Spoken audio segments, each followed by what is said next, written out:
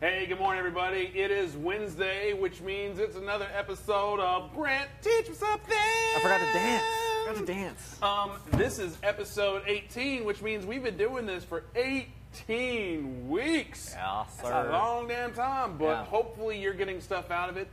There should be a link in the description here that if you're new to these videos, that you can go all the way back to number 1 and kind of watch the series progress. And I guarantee you, if you watch those, you're going to get some nuggets. You're going to get actionable items to apply to your business. You know how I know that? It's because of how many times we get the fire emoji during our comments section.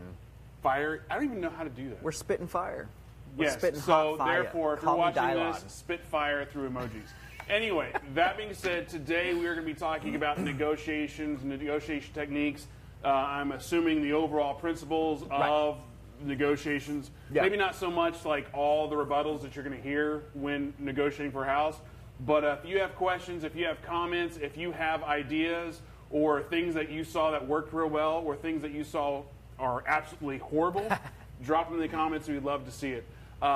Anyway, before we get on to that, I do want to lightly plug, subtle plug, Propelio.com. We sponsor all these videos, so all these are free for you guys to watch.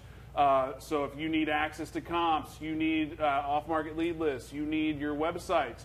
To get a website, all you got to do at this point in time, because we're in beta, is as a Propelio user, go in there, send a support ticket, be like, hey, I want to try this whole website thing out.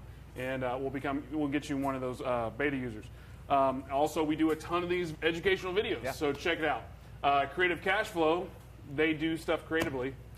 Yeah, CreativeCashFlow.com. That's a place where you can go to check out. That's my website where I do all the training. I teach you guys from start to finish how to get seller financing projects done. And we go into a lot of really good detail on that. So if you've never done a deal, you can go from never having done a deal to doing deals through that. Propelio sponsored all the videos. Again, just big proponent of what these guys are doing, their mentality, so I encourage you to look into that. But now that we're done with our, how do I like anti-subtle plug it? Now that we're done with our plugs, I do want to move into our negotiations. Negotiations are so huge, and I don't think that enough of us really study negotiations. I don't think enough of us actually take that as like an area that we need to actually study. And I think also, to build on that, it's one thing that's not really talked about that much, because you talk about the deal, the numbers, the comps, right. The wholesale, the assignment, the money, but very little time is actually talked about, well, how do you go from knowing all that to actually having a contract in your hand? Right. And I'm assuming that's what we're talking about. Exactly. And, and similarly, the negotiation stuff, the cool thing about it is that, we get so wrapped up in numbers and comps and all that kind of stuff. And even we really want to focus on our marketing. Well, guess what? If you're a great negotiator, you're going to be a great marketer, right? To a certain degree. I mean, because you've got to use those principles of negotiation in your marketing pieces to get people influenced to call, to go to your website, to do whatever it is that you want them to do. It's all based off of the same stuff. The nice thing about this, and if you guys are nice about it, at the end I'll tell you my story of how I was able to use all of these negotiation techniques to get a guy out of his own pants on a cruise ship one time. But it's a true story on my wedding anniversary at that. So we could talk about that later. But the whole thing with the negotiating is that it doesn't matter where you use it. You've got these techniques can be used when you're buying a car. They can be. You can't. That's the tease. That's how we get people to stick around. It's real. I actually talked a guy out of his own pants on a cruise ship. I had a reason.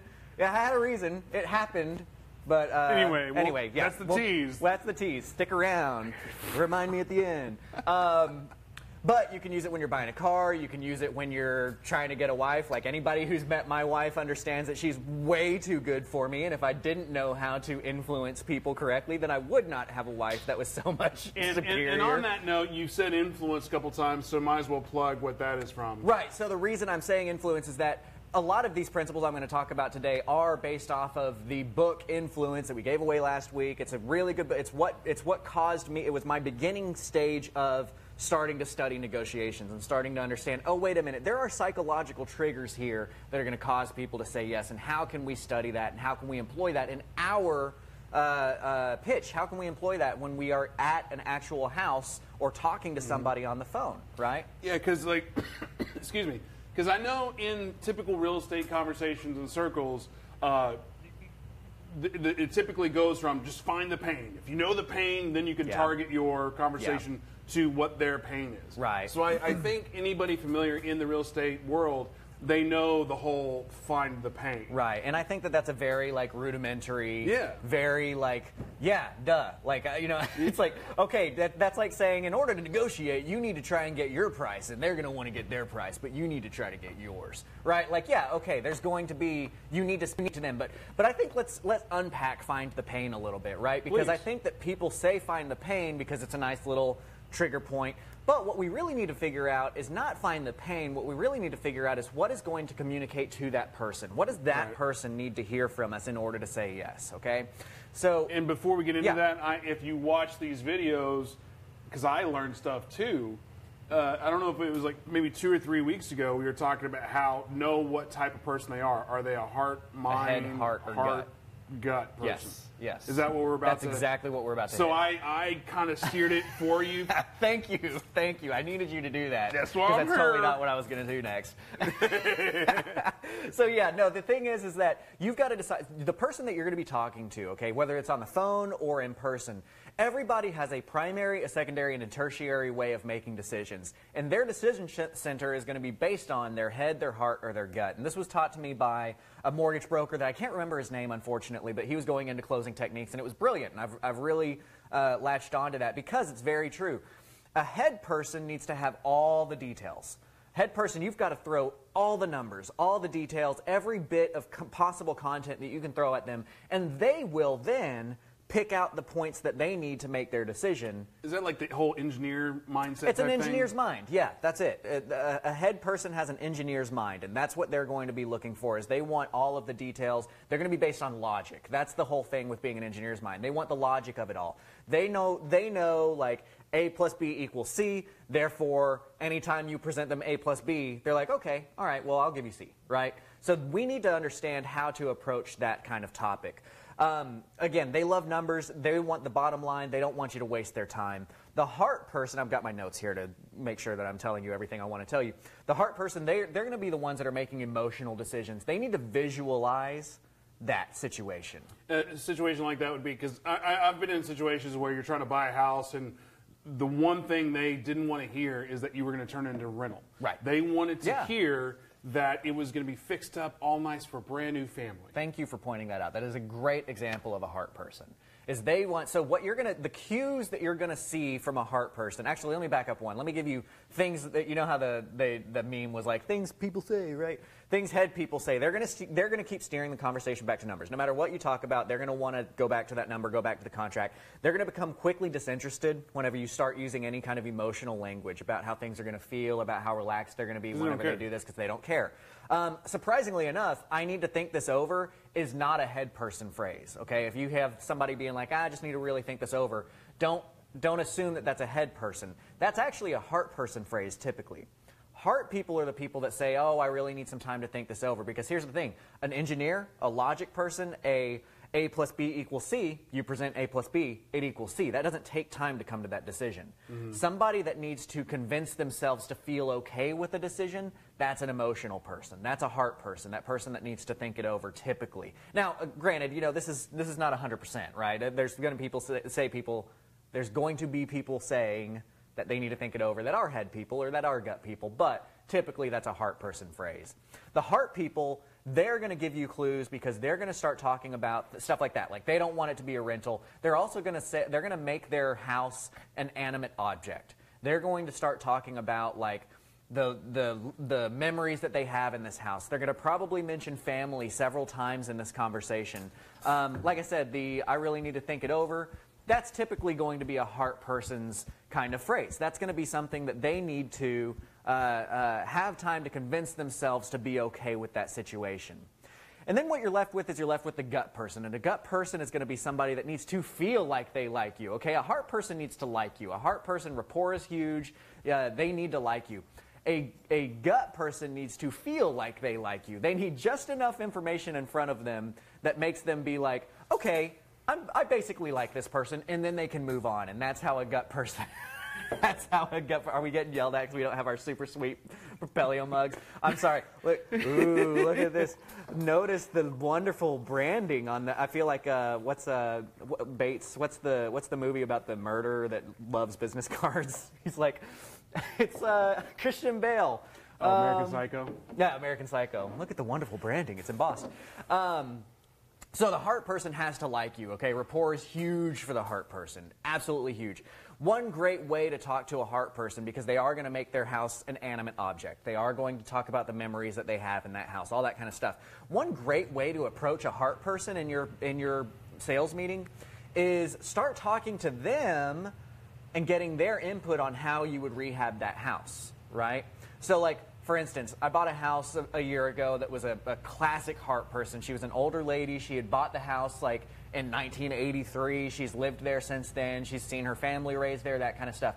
So when I identified that she was a heart decision maker, I started talking about things like, and this is a great way to, let me step out one step further and say, I'm going to encourage you in your negotiations, never go in there and start knocking the house down. Right. Never go in there and be like, wrong, broken, wrong. That's going to be $30,000. I need this for 70.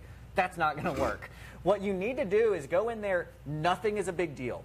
Nothing that you see is a big deal, especially the stuff that they think is a big deal. They're going to not want to show you some things that are wrong with the house. When you find that, don't freak out. Just approach it very calmly and be like, oh yeah, don't worry about that. I get that stuff done for cheap. I've seen this stuff a million times. Don't worry about that. So real quick, just a quick tangent. Because I know you want to be genuine when you're talking with people. Yeah. You want to build that authenticity. You never want to be just straight up lying about anything. Right. So what about when you go into a kitchen and all the cabinets are custom cabinets that the late husband built by hand, and the first thing that you want to do is get a sledgehammer and knock those things down? So here's the thing. Here's how to approach those types of situations is instead of, again, nothing's a big deal. You've seen it all before. And any time that you're going to need to fix something, this is part of how you're going to set up all of your rehab, okay? When you're talking to them about stuff that you've got to do, you're going to say, look, this house is wonderful. This house is great. Obviously, it's very livable. You live here, right? It's obviously fine to live in. But the buyers today want the stupid stuff like hardwood floors. They want new cabinets. They want the granite kitchen countertops. So if I'm going to buy this and make money off of it, I have to do the things that people want to buy it from me, even though obviously it's fine, right? That is a great negotiation tip on how to get past them arguing with you about what your rehab is. Right. Because what happens if you don't do that, if you go in there and you just are like, one thing, if anybody that knows me knows that I hate the answer, oh, I'm doing this because I want to help people. I freaking hate that answer. When people ask, why are you in this? Oh, I just love helping people. No, like crap, you love helping people. If you loved helping people, you would be volunteering for the Red Cross or Trusted World or some charity organization. You don't do this because you like helping people. You do this because there's a lot of zeros at the end of that check. Right? So don't shade that. Be very honest about that. And frankly, that's going to help your negotiations. If you are very frank, I always find an opportunity early on in my situation, early on in the negotiation to say, I'm here because it makes money. This is my business. This is how I put food on my table, right? You relate it back to the family. This is how I put food on my table. But I do really like that I'm able to help people like yourself out of the situation that you're in, right? It is a benefit. I like helping people, but that's not the reason I'm in real estate. But going back to the cabinet example, right? And the reason I brought that up is because that is a heart-type situation, but you don't want to blatantly lie and say, absolutely, I'm going to keep these in the house. Absolutely not. Never lie about that, yeah. But at the same time, you're like, you know damn well the first thing you're going to do is sledgehammer those things out. So how do you approach that? Is it more of a, I love these cabinets too, and I'm going to do my best to keep them in, even though you know damn well you're going to take them out? Or is it go back to the answer you just gave, which is goes back to the answer. In this environment, in this sales environment, I have to have X plus Y plus Z to sell because the you're house. still telling the same story, right? You're still telling the story, I'm going to tear these cabinets out and I'm going to put new ones. And why are you putting those new ones? Because your buyer wouldn't buy those crap cabinets, right? Right. So your story is still true. Look, it's obviously great. This has been a wonderful house for you. It's totally livable. But if I'm going to make money on it, which you should have prefaced by like what I just said, they should know that you're there to make money. because this helps so many negotiation points up front. I kind of glazed over that one, but that's a huge one. Make sure that they know you're there to make money, and you can drop it in an easy way like what I just said. But if they know you're there to make money, then when you get to that situation, you're saying, look, this is wonderful. You can totally live here. It's perfect. It's been a great house for you. But I know what the buyers want today, and the buyers want stupid stuff like brand new cabinets, granite countertops. And I hate to be that thorn in your side, but what happens when the buyer right after you is like, absolutely, these cabinets are great. Absolutely, I'm going to try to keep these. So part of when we're approaching this sales pitch, so much results out of me being very honest about I'm here to make money, okay? Because from that point, and again, find an opportunity to say that. One of the prime opportunities to bring that up, if you're not quite sure, is when they're talking about all the things that are wrong, because they're going to tell you everything that's wrong in their life. You're going to say, you know, here's the thing. Like, yes, I'm here because it makes money. I'm here because this is my business. This is how I put food on my table. But I really like that while I'm making my business work, I'm here and I'm helping people out of situations like that. Like, I'm going to be able to help you out of that, and that's awesome. I love doing that. So by setting that up, you've already set the tone.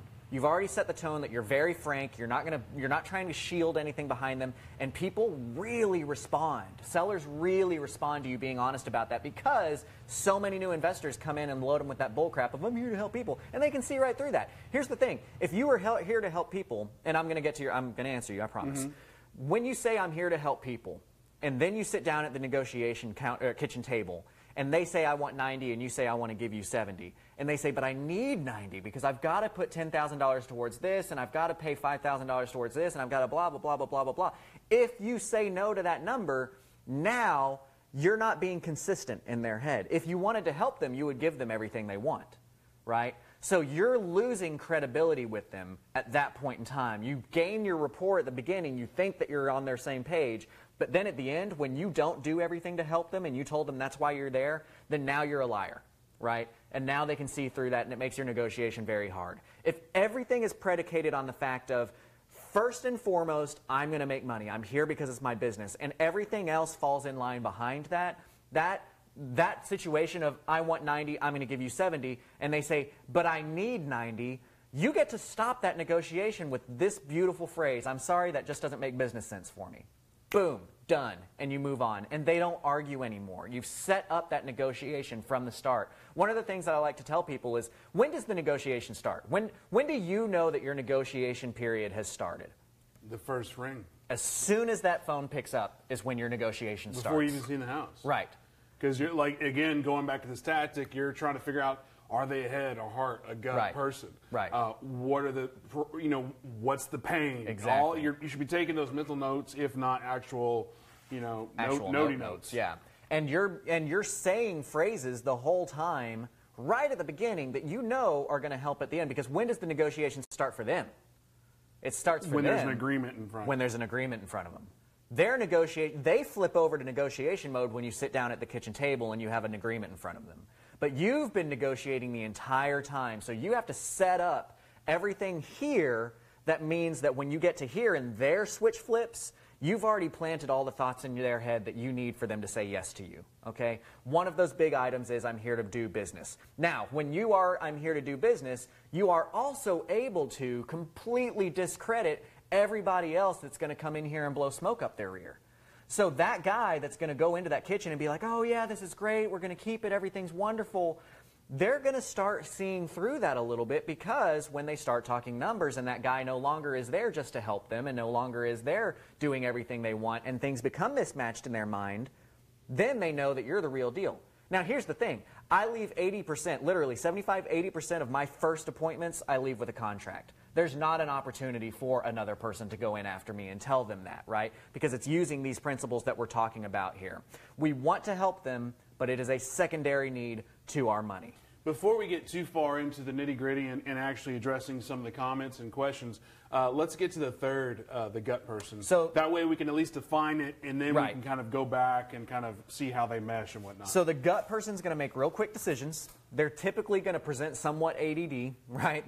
They are going to want to switch from topic back and forth, and you're going to get really frustrated because you feel like you're not done explaining things to them yet. And they're already asking another question. They're already moved on to the other thing. The gut person is all about, they need to feel like they like you. They need to feel like you have the answers. They need to feel like they know that they're talking to the person that can do something. Once they've qualified that with you, they're good and they're going to move on. Okay? So the gut person, first impression is huge for them. It's very hard to get over a bad first impression with a gut person. Now, granted, I mean, we should be giving our best foot forward anyway, but particularly on a gut person, when we figure out that that's who they are, we need to understand that our first impression really mattered, and we might have something to overcome. If we did have something that we need to overcome on our first impression, which might be because your lead source screwed up or whatever it was, it might not even be your fault. It's going to take a lot of work to get past that. Now, remember how I said everybody has a head, or has a primary, a secondary, and a tertiary decision center? Primary, you're probably like for me, my first decision comes out of my head. I want to have all the numbers and stuff, right? But if I get to a situation where maybe that's not possible, or maybe I'm just ready to move, my secondary decision maker is my gut. I hit that Leroy Jenkins moment, right? And that's what we want people to understand, is that gut people are going to have that Leroy Jenkins moment, and they're just going to say, F it, let's do this, right? And for those of us who are not old enough to understand what Leroy Jenkins is, it's basically just throw everything to the side, go in charge, all Leroy Jenkins, all things aside. Now, the gut person is going to present, the gut people are very hard to identify. Gut people present as a head or present as a heart. They're going to tell you things that make you think they're a head person. They're going to start looking at numbers, right? They're going to want the numbers. They're going to want to see. But as soon as they feel like you could answer all the questions that they have, they're done and they want to move on. Similarly, if they present as a heart person, they might talk about family. They want to see that you care about their heart. And if you can, then they're done and they move on. They're going to change that subject. They're typically going to be very outgoing. They're typically going to be very friendly. That's going to be that gut person, because they're used to just kind of gliding through life of just like, yeah, let's do this. Sure, let's do that, whatever. And that's a very friendly person. So now you've got your head, heart, gut. And it's very important that you decide, after all of what I just said, and I'd like for you guys to put in the comment feed here, are you a head, heart, or a gut person? Are you a head, heart, or a gut person? Put that in the comments, because it's very important that you know what your primary decision center is. Here's the thing. If you pitch a head pitch to a heart person, it feels sleazy. If you pitch a heart pitch to a head person, it feels sleazy. This is what the core of a used car salesman pitch is. The used car salesman sleazy pitch comes from misaligning their decision center and thinking that they're a heart person. Because here's the thing. Head person, all the numbers, all the details. Heart person, can you imagine how great it's going to be for your family to be able to move out, not have this stress looming over you, and then I'm going to come in here and I'm going to give this house the love that it needs. It's been a wonderful house for you. For 20 years, this house has provided for you. But it needs a little bit of love to get back to its original shape, and it needs a little bit of love to get to the point that buyers want to buy it today. So what you're going to be able to do is, by selling me the house today, I'm going to give it all the love it needs, and then it's going to be able to provide all those memories for a brand new family. And I think when you're dealing with like probates and estates, identifying the head versus the heart is probably one of the easiest ones to identify, because most families, you know very quickly that house is the house they grew up in, the house they have so many memories. And then there's other times in the estates, probate situations, where you know very quickly the number is all they care about. And, you know, I don't know if you agree or... I do. That's actually... So somebody asked it the last time I taught this. Somebody asked about how, like, what is it a one-third, one-third, one-third kind of thing? And it's not. But it's very like what you said. Probate people, typically when you're dealing with a probate lead, you're dealing with an executor or an executrix, right? Who gets appointed as an executor or an executrix? Hopefully the most logical person in the family, or a logical family friend, attorney type, trusted person. Absolutely. So the logical person is typically going to be the one that was appointed as the executor. So you're dealing with a head person more often than not with a probate. Whereas with a foreclosure, you're typically dealing with heart people. Right. Because heart people get attached, and we've all been teenagers. We all understand heart decisions are stupid decisions, right? Emotional decisions don't make sense. And not paying your bills doesn't make sense a lot of times, right? And so most often when you're dealing with heart people, it's in that foreclosure realm. They're really presenting heart. Helen had a great question earlier about how, what if you've got two competing people and one's a head and one's a heart? What do you mean by two competing people? Like, there's a married couple. And they both have a say. Yeah. So how are you negotiating both of them at the same time? You have to identify each one individually and say things to each person that's going to matter to them. I mean, it's as simple as that, but it does take, you're on hard mode because you have to understand that you're going to have to say some things about all the numbers so that husband is satisfied, and then you're going to have to drop in some things about emotional things, and, you know, little rapport stuff, little like taps on the shoulder like that, you know, when you're walking around with them showing the house and be like, oh my gosh, how awesome was this? Like, did you put that there? That's amazing. That's beautiful to the wife if she's a heart person, right? You've got to find those times to individualize the pitch to both of them so that they feel comfortable with it. I'm glad that so many people commented. It's funny. We've got so many guts here, and it's funny because real estate investors typically are head or gut, you know. We've got a heart out there, and that's good. The reason I want you guys to commit to this, the reason I want you guys to think about this is here's the thing. You have a 66% chance that you're wrong. There is a 66% chance that you, if you're a head person and you're pitching to a heart person with a head pitch, you're wrong. If you pitch with a pitch that makes sense to you, you have a 66% chance that it's wrong for them. And our job as a negotiator is to understand what's going to make sense to them. Even though a heart pitch would feel completely sleazy to me, I have to understand if a heart pitch is going to be what influences my seller to say yes, that's the road I need to go down with them. I do want to throw out some comments. Bryce McKinley, who, if you've never seen him on his, he does some Facebook Live stuff where he does his cold calling, and he's really good on the phone cold calling. Awesome. Like that, he does all of his wholesaling via phone. But one of his things, so basically what I'm saying is I'm pitching to be like a really good negotiator. But he says never say but, you know, when you're talking to people. Also, he says, ask seller, have you seen what buyers are buying today? Kind of going back to what you're saying. And he also says, I always help them see that what may not be a good fit for each, oh shit, it moved. For each other, and have them sell me why it should work for them. Sorry for my broken speech. It's just my comments. I never learned how to read. My comments keep moving on me. I always help. I help them see that we may not be a good fit for each other and have them sell me why I should work for them. So what Bryce is pointing to is a principle called scarcity principle, okay? People are more motivated by loss than they are by gain.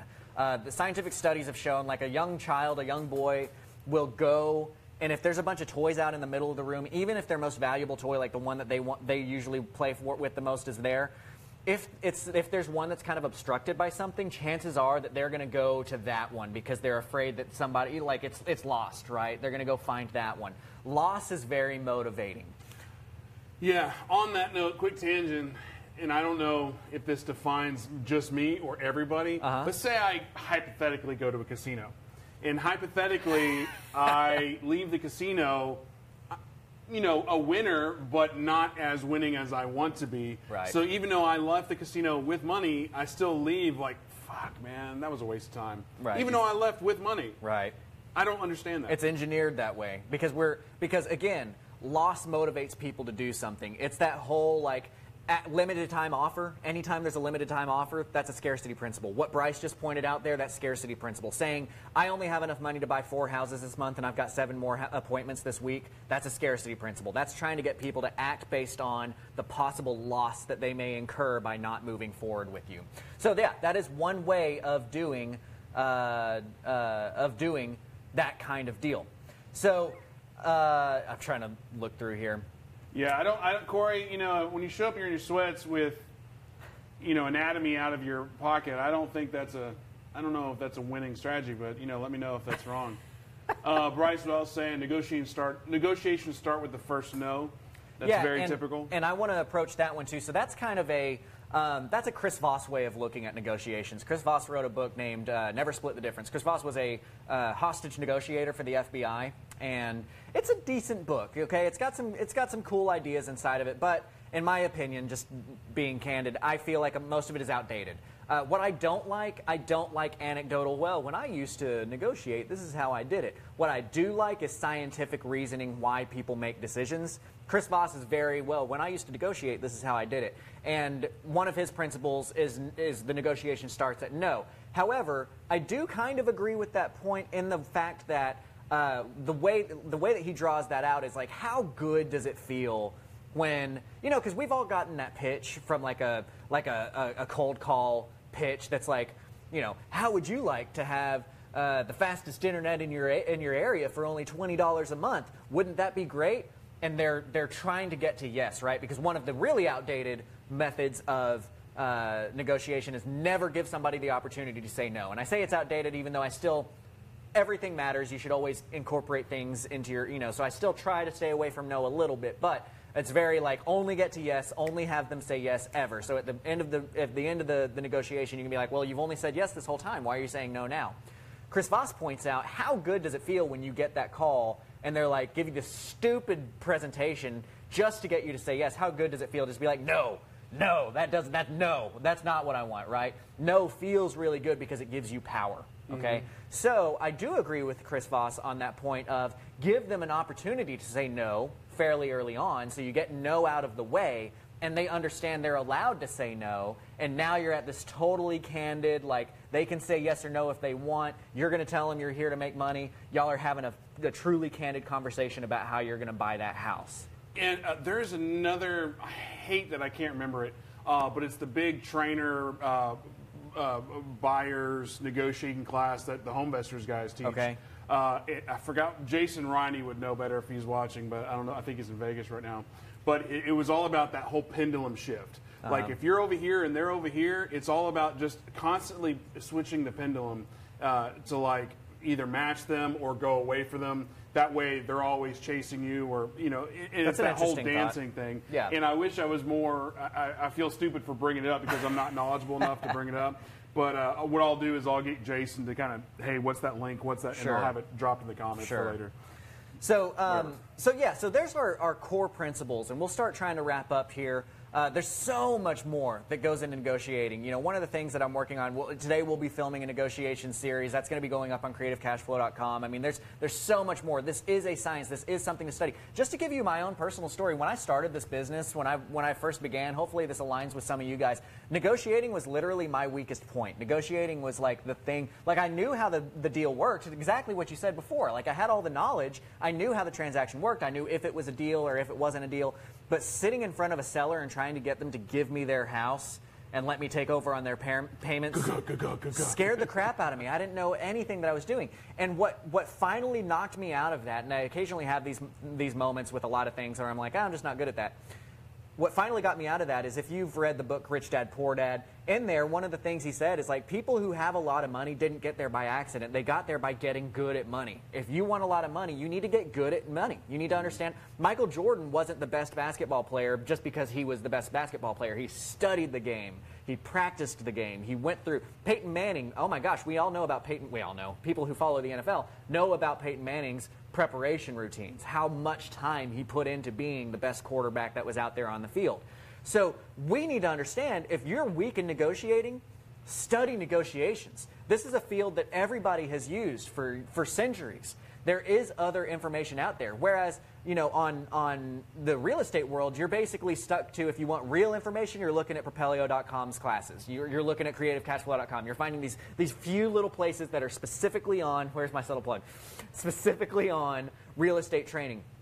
Negotiation, I'm telling you about books that are written just on how the psyche works, right? There's information out there. And there's people like myself who can train that to you as well, but study it, really get good at it, because people are machines. We all like to think that we're little individual snowflakes, but at the end of the day, we have a brain, and a brain works a certain way. And when you present brains with certain information, they respond in certain ways. Right? Basically what he's saying is humans are easy to be manipulated. It is if you know what you're doing. I will say shout out to Jeremy Miller, because he was the first one to actually spit fire emojis in the comment field.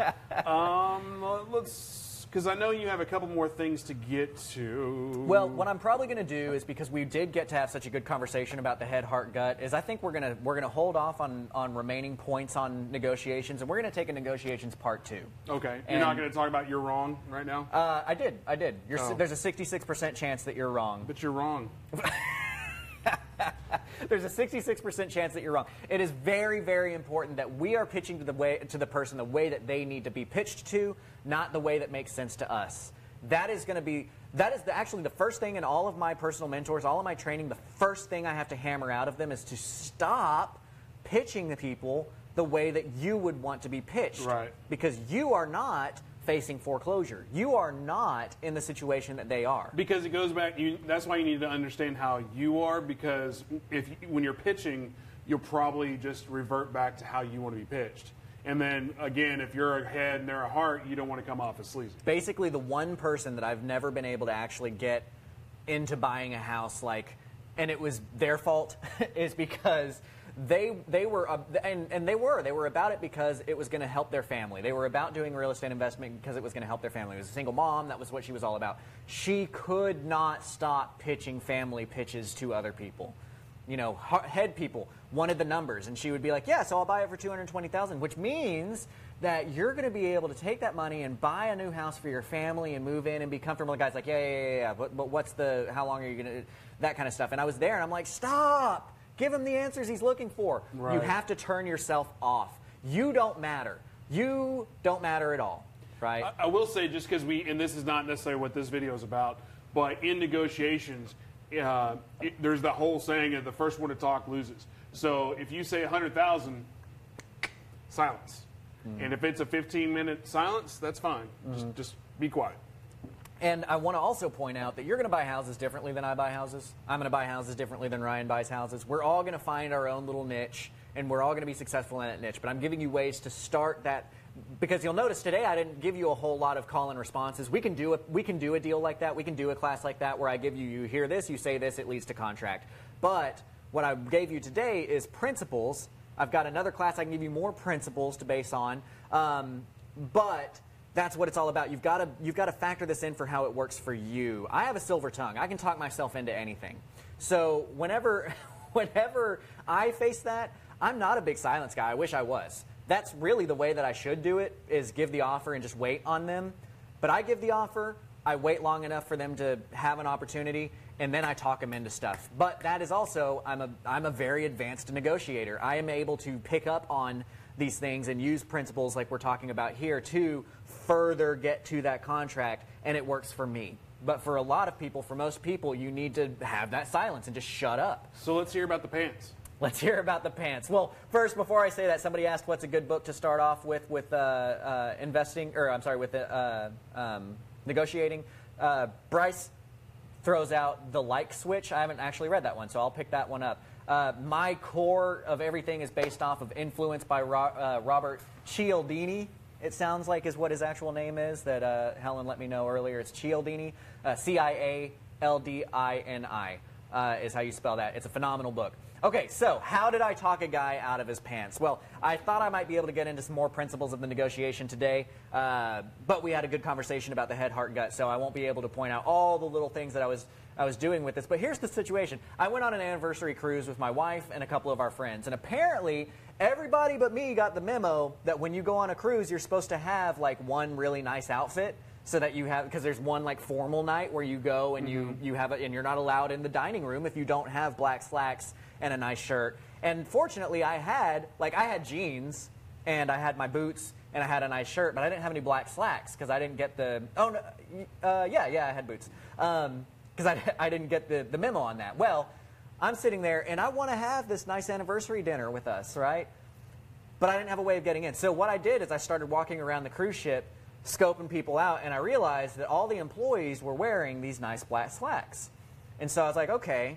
So I found somebody that was about my same size. He was at one of the tables, like a customer service desk or something like that. And there was 3 other people to serve people. And so, like, if I noticed that I wasn't going to be working with him, then I would be like, I would get on my phone and I'd be like, oh yeah, you can go ahead, right? And I would let somebody else go and get that person. So I ended up with the person I wanted to end up with. And I go up to him and I'm like, hey, I told him the story of why I needed the pants, and this is based off of the because. I'll tell you the because story after this.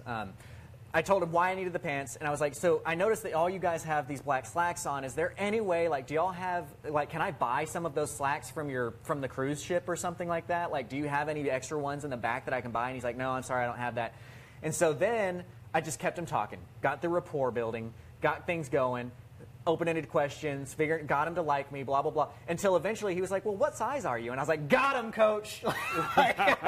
He's mine now. Because he's like, I didn't want to buy these shitty slacks to begin with. I know. I just wanted to borrow his. So he asked me what size I am, and I tell him what size I am, and he's like, oh, man, well, that's about the same size I am. And I'm like, oh, for real? Like, no way. I can't imagine that was a thing. So he ended up going in the back and giving me his pants. So that is how I got into a guy's pants randomly with using these principles. One thing that I'll point out that I just referenced briefly is the because, and I'm going to pull up the stats here because I don't like giving fake stats off of the science studies. So Ellen Langer out of Yale University did a study. This is really important to your negotiations. She did a study where they went to the student library. When there was a long enough line, I think it was like 10 people had to be in the line. And they would go up to the first person in line, and they would use the same tone of voice. They got actors to do this, theater people to do this, so they could do the same tone of voice, same everything. And they went up and they said, excuse me, I have 5 pages, may I use the Xerox machine? And to cut in line, they got a 60% chance, or a 60% success rate. Then they went up and they said, excuse me, I have 5 pages, may I use the Xerox machine because I'm in a rush? And not surprisingly, they had a bigger success rate. It was 94%. The surprising part was they went back and they said, excuse me, I have 5 pages, may I use the Xerox machine because I have to make some copies? Guess what? They had a 93% success rate. The word because is massively important. If you can tell people why you're asking for what you're asking, they are so much more willing to comply, even in that scenario where it was circular reasoning. May I use the copy machine because I need to use the copy machine, got as much of a success rate of may I use the copy machine because I'm in a huge rush, right? We need that because. We need to let the seller know why we're there. That's why I drop in. Do you think it's because people aren't really even listening? I don't know. Here's the thing is that, to go to another study, the mother turkeys feed their young off of this cheep, cheep sound, right? This is straight out of that influence book I was just referring to. Mother turkeys feed their chicks out of the chick goes cheep, cheep, they feed them. What they did in this one study is they stuffed a, I forget, it's a specific kind of cat. It's a specific kind of predator. They stuffed a predator look-alike. It looked just like the turkey's predator. And then they put a recorder in there that made the cheep, cheep sound just like the chicks would, and the mother turkey still fed the predator. But they made a look-alike stuffed animal that looked just like the chick, but made the cheep, cheep sound a little bit off, and the mother turkeys would would just attack that thing because it was an intruder, right? So what it all comes down to is we all have a human brain, we all have psychology, and we need to be fed our cheep cheep. When we are presented with a cheep cheep, we come with the result. In this case, that cheep cheep was because. The word because says that we are going to respond, right? So giving that reasoning why, that's why one of the reasons I tell you right early in the opportunity, or find an opportunity to say, I'm here because it makes me money. I'm here because this is how I put food on my table. But I really enjoy the fact that I'm able to help people in the long run. I help somebody that couldn't sell their house. I help somebody that couldn't buy the house, blah, blah, blah, blah, blah, blah. You gave them a because. Now you've got that cheap, cheap. Right. Cool. So that, Grant got him drunk. Yes. That's what I heard, too.